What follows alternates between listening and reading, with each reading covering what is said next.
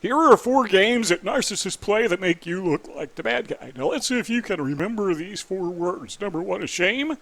Number 2 is blame. Number 3 is lame. And number 4 is frame. All right, there's the shame game, the blame game, the lame game, and the frame game. Let's talk about this. Number 1 is the shame game. What we're talking about here basically is gaslighting. So the narcissist will make you look like the problem by making you look like you have some kind of a flaw, some kind of a thing about your way of thinking that makes you somehow just, like the narcissist. So they are effectively shaming you. Now, a favorite trick of narcissists to do this is just to get you to talk. And one of their favorite ways to get you to talk, among others, but one of their favorite ways to get you to talk is to argue with you because they'll say something that you just flat out know is wrong. And so you argue with them, and how do you argue with people? Well, you talk, right? So the more you talk, the more you say, and the more you say, the more they can quote you, the more they can use against you. So they will gaslight you, and they will make you just talking to you. At this point, we're not even talking about a smear campaign. We're talking about just a conversation between you and the narcissist. And they throw that thing back at you over and over again, making you inside feel like you're the bad guy. You're the one who is to be ashamed of the way that you think, the things you do, and particularly the things that you say. And they will remember what you say. Now, they'll forget what they say, but your words, mark my word, they will come back to haunt you again and again. So the best way to deal with the shame game is just be quiet. Try not to talk to a narcissist whenever possible. Number 2 is the blame game. Well, it's very similar, but it is always somehow, some way your fault. Now, this is when things don't go right. What happens when things do go right? Well, then the narcissist plays the blame game backwards. He blames himself, or that is to say, he takes or she takes credit for whatever things are going right. Obviously, they're going right because, she or he made it happen that way. But when things go wrong, they will blame you. And sometimes things will go right, and you've probably experienced this. But things will go right, and the narcissist will make them appear the way that he says it. He or she will make them appear to be going wrong, and guess what? It's your fault. So it doesn't matter. It really doesn't matter how good things are. They could have been better if you had not been the problem. Well, you are the one who is to blame. And you've heard me in other videos, I like to talk about the puppets pulling the string. And one of the way the blame game works is the narcissist pulls your string. He is the puppeteer, you are the puppet. And what you do is you think to yourself, naturally, you think, okay, I'm going to give the narcissist a taste of his or her own medicine, and you pull the string back, and he says, look at you.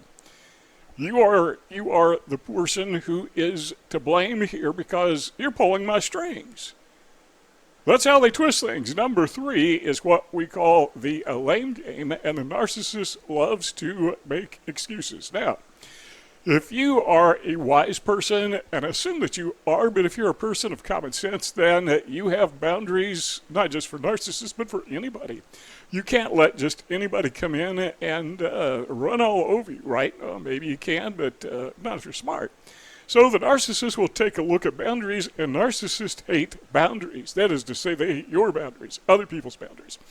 Themselves, they love boundaries, and you don't dare trespass against their boundaries, but they will take this lame game and they will start making excuses how it really wasn't their fault. This is something that goes beyond the blame game. And it just sounds kind of lame, the way the mindless excuses they come up for why things didn't work out or why they didn't work out as well as they should have, or how you got into this argument in the first place. I mean, they can come up with some really creative things. Now, what is odd about this is many narcissists are actually very convincing. It surprises me sometimes how many people believe the narcissist, and even I've believed them. And then you stop and think later, after you've gone through all this mess, and now you can look back and clearly see the red flags. And you stop and think how lame that was. I mean, what was he thinking or she thinking, but what was I thinking? What was wrong with me that I didn't see through these lame excuses or these lame stories or these lame explanations? And the narcissist always has an explanation. It doesn't make sense many times, but they have an explanation. Doesn't matter what happens. I've had narcissists steal from me, and when confronted by other people, the narcissist can explain how this worked. I mentioned this in another video, probably more than one, but I had a narcissist steal I think it was like $50,000 in books. Just stole them out of the warehouse. And, well, what kind of a lame excuse could you have for that? Because I called the cops on this guy. You know, I turned him in, and the police had him come in. From what they told me, they had him come in, and they interviewed him. What was his lame excuse? He said, I gave them to him.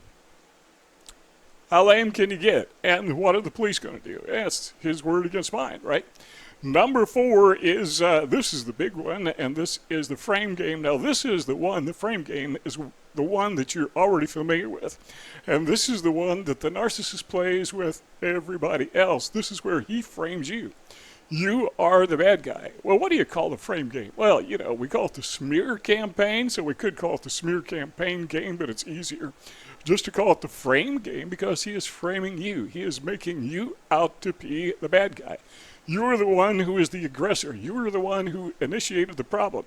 If it had not been for you, everything would have been just fine. Never mind that the narcissist has all these problems with other people that he doesn't want to talk about, she doesn't want to talk about.